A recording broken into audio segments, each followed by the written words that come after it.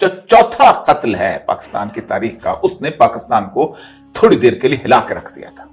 اس کے شاید security papers بعد میں آ جائیں، لیکن مبصرین یہی لکھتے ہیں کہ بے نظیر جو وعدے کر کے آئی تھی، اس وعدے کے اس پہ بالکل مختلف جا رہی تھی۔ مشرف کے ساتھ جب اس نے معاہدہ کیا تھا تو اس نے اس کا ساتھ دینے کے لیے اور ایک خاموش رہنے کے لیے اس نے بات کی تھی، لیکن مسئلہ یہ تھا کہ ایک مقبول لیڈر کا المیہ یہ ہوتا ہے کہ عوام کے جذبات کو وہ انکار نہیں کر سکتا۔ جس دن وہ افتخار چودھری کے گھر کے باہر جا کے اس نے تقریر کی تو اس دن یہ اندازہ ہو گیا تھا کہ اب بے نظیر کو رخصت کر دیا جائے گا۔